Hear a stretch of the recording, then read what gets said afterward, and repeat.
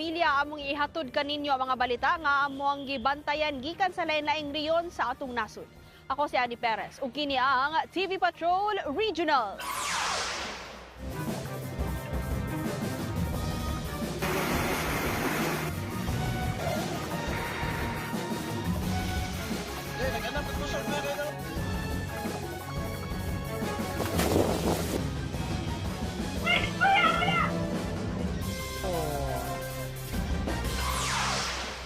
Yatubang sa Taga-Albay ang duha ka katalagman dihang nisud sa nasod ang bagyong Ada dungan sa pag-alboroto sa bulkang Mayon sa niaging Sabado. Gibaha ang kalsada sa Ginubatan, Albay duol sa tiilan sa bulkang Mayon tungod sa uwan. Nanimaho og asupre ang tubig tungod nga nisagol ang balas og bato nga gikan sa bulkan.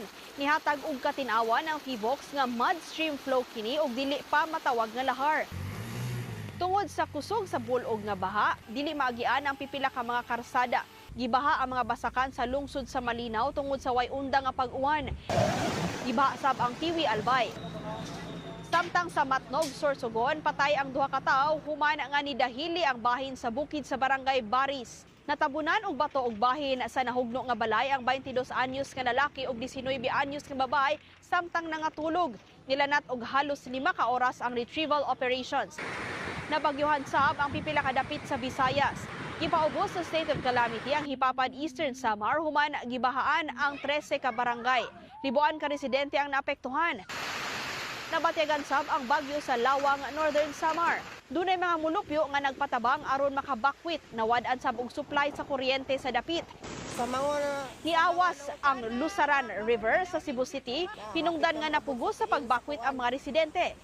Grabe kauwan. Nidahili sab ang yuta sa bahin sa highway sa lungsod sa Balamban. Hinungdan nga naglisod og agi ang mga motorista. Naluwas ang 94 ka mga pasahero sa nitikyaob nga ML City Normin sa dagat nga sakop sa Bungaw, Tawi-Tawi sa niaging Lunes. Nagutaw-utaw sa kadagatan ang mga pasahero samtang naghuwat og tabang. Nagpadala og search and rescue team ang hiniusang puwersa sa Philippine Marines, PNP Maritime Police Station, Philippine Coast Guard ug ang provincial government sa Tawi-Tawi aron luwason sila. Sa Davao Occidental, usa ka tripulante sa nalunod nga motorbangka Amihera ang naluwas sa Philippine Coast Guard sa dagat nga sakop sa Sarangani ug Davao Occidental niadtong Martes. Matod sa survivor nga si Christopher Bulik, nitikyaob ang gisakyan nilang recreational boat tungod sa kakusog sa hapak sa bawod ug hangin. Nagpadayon ang search and rescue operation sa Coast Guard sa Davao Gulf alang sa di mo menos 13 ka tawo nga nawala sa laod. Niadtong Sabado, nigikan sa pantalan sa Santa Ana ang motorbangka Amihera nga paingon unta sa Governor Generoso sa Davao Oriental. Gitay-og og sagunson nga linog ang Sultan Kudarat sa niaging simana. Nabatyagan sa lungsod sa Calamansig ang magnitude 5.2 nga linog kadlawon sa Martes. Nangakuyawan ang mga residente sa pagtay-og.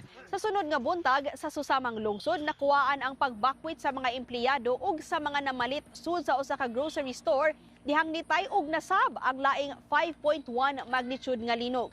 Nangatumba ang mga gipamaligya tungod sa pagtay-og. Tungod sa gunson ang linog, nibakwit paingon sa evacuation center ang pipila ka residente gikan sa Calamansig, Lebak ug Palimbang tungod sa giingong hulga sa tsunami. Hilabi na nga duol sa dagat ang ilang mga lungsod.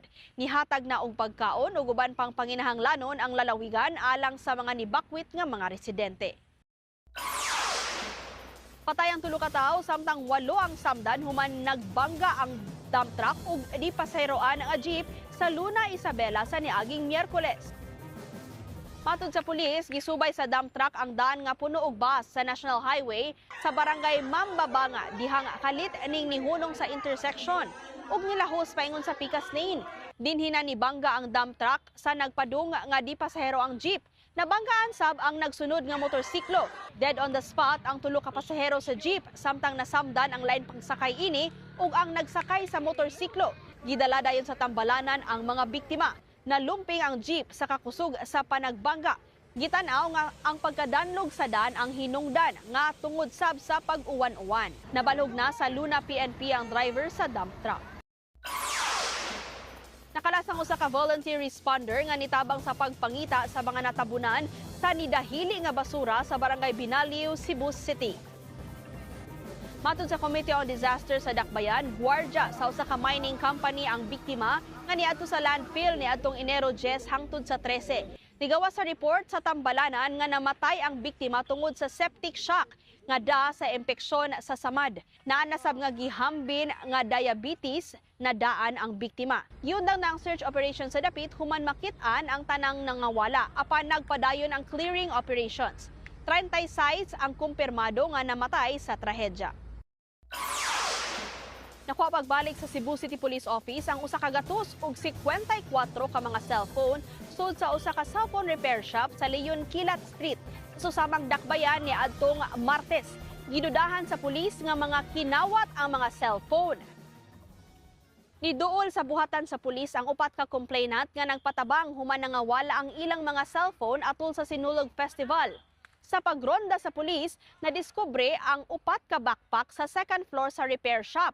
Puno ni sa mga cellphone. Nasab didto ang gipangita nga mga cellphone sa upat nga nagpatabang. Nisong dayon sa Cebu City Police Office ang pipila ka individual nga nawad-an sab og cellphone atol sa Sinulog Festival. Aron tan-awon kung nakit-an basab og apil ang ilahang mga telepono. Gidakop ang gayong tag-iya sa tindahan. Mag-atubang siya og reklamong paglapas sa anti-fencing law kun ang pagbaligya og mga kinawat nga mga butang. Gihimo ang geotagging sa mga punuan ug tanom sa barangay Sapang Dako nga usa ka watershed sa Angeles City, Pampanga. Tumong sa geotagging nga makakuha sila og mga datos sa gidaghanon sa greenhouse gas kon GHG sa Dakbayan nga sumbanan og pag-update sa Local Climate Change Action Plan. Nakapatik sa RA 9729 kun ang Climate Change Act nga gikinahanglang mapaubos ang level sa GHG sa nasod. Mahinungdanon sab ni nga lakang alang sa mas epektibong pagpangandam o pagsanong sa epekto sa pagbag-o sa klima. Hilabi na sa mas kusog nga mga bagyo ug mga extreme weather events. Kauban sa lokal nga panggobyerno ang mga ETA alang sa geotagging. Minilyon nga balor sa gipayuhot nga sigarilyo ang nasakmit sa otoridad sa managlain nga operasyon sa lain-laing dapit sa nasod. Giharang sa Naval Forces Eastern Mindanao ug Philippine Navy ang motorboat nga dunay gikargang gipayuhot nga sigarilyo nga dunay balor nga 44 milyones pesos. Didto ni sa dagat nga sakop sa Pantukan, Davao de Oro. Kapin sa usa ka libo nga kahon sa iligal nga produktong giingong gikan sa Holo-Sulu ang nasakmit. Nahibawan sa otoridad nga padung ni ibalhin sa gagmay nga bangka aron dadon sa mga dugol nga lungsod. Samtang nasakmit sab ang 6.4 million pesos nga balor sa sigarilyo sa Santa Fe, Nueva Vizcaya. Giharang sa pulis ang usa ka closed van gikan sa Pasay City nga maghatod unta og 2 ka gatos og 70 ka kahon ka sigarilyo ngadto sa Kawayan City. Matud sa pulis walay mga dokumento ang mga produkto. Sa Paracale, Camarines Norte, gidakop ang usa ka langyaw sa buy-bust operation tungod sa pagbaligya og sigarilyo nga gidudahan ang ngan sa brand ini. Gikumpiska ang 150 ka rim sa sigarilyo nga dunay balor nga 42,000 pesos. Matud sa pulis, ikatulo na ni nga operasyon nga gihimo sa Paracale batok sa nagbaligya og mga gipayuhot nga sigarilyo. Mag-atubang ang sospek sa kasong paglapas sa National Internal Revenue Code of 1997. Gilabnot sa usa ka lalaki ang cellphone sa tindera sa Tabuk City, Kalinga niadtong Domingo.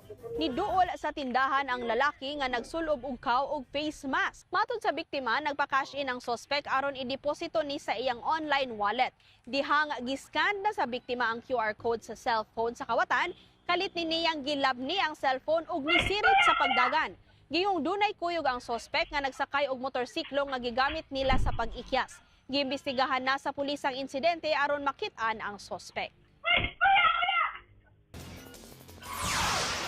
Nakabalda sa kalsada ang perting dakua nga sawa sa barangay Cabantian, Davao City niadtong Lunes. Nihunong ang mga sakyanan tungod ini. Wala hinuon ni tukob ang bitin dihang dunay nag-inisog nga lalaki aron kuwaon ni sadan aron makaagi ang mga sakyanan. Nagsaw sa usa ka giant bilao sa Pansit, Habagan ang mga nisalmot sa tinuig nga kasaulugan sa Bambanti Festival sa Ilagan City, Isabela. In Giant Bilao. Nagtinabangay ang mga sakop sa 26 nga barangay aron mahimo ang naa sa 16 nga tiil nga Giant Bilao sa Pansit Kabagan. Ginama lang sa Isabela ang Pansit Kabagan, mao nga puno sa kalipay ang pagkaon ini sa mga nitambong. Napuno sab ang Capitol Compound sa Barangay Alibago tungod sa Bambanti Village. Gibida dinhi ang lain-laing porma ug disenyo sa mga agro-tourism booth nga ginama sa matag lungsod ug dakbayan sa Isabela. Gisimbolo niini ang mabulokon ug malambuon nga kultura sa lalawigan. Kadaghanan sa mga display ginama sa mga indigenous materials. Ang Bambanti usa ka pulong sa Ilocano nga buot pasabot kay scarecrow, kun mga gamit sa mag-uuma aron hadlokon ang mga langgam nga muduol sa ilang mga gipangtanom. Gisaulog ang Bambanti Festival isip pasalamat sa ilang mga naani. Mulungtad ang pagsaulog sa Bambanti Festival hangtod sa Enero 25. Ug mao na ang mga labing importante nga mga panghitabo nga atong gitutukan gikan sa lain-laing rehiyon sa Pilipinas. Ayaw pauwahi sa mga balita, magpabiling na sayon. Mag-like, share, comment ug subscribe sa YouTube channel sa ABS-CBN News, ingon man sa mga social media account sa ABS-CBN News. I-scan sa ning QR code alang sa among YouTube playlist. Taliwa sa mga hagit atong ipaambit ang gugma, kalipay ug paglaom ngadto sa usag-usa. Ako si Annie Perez. Daghang salamat ug padayon ta kapamilya.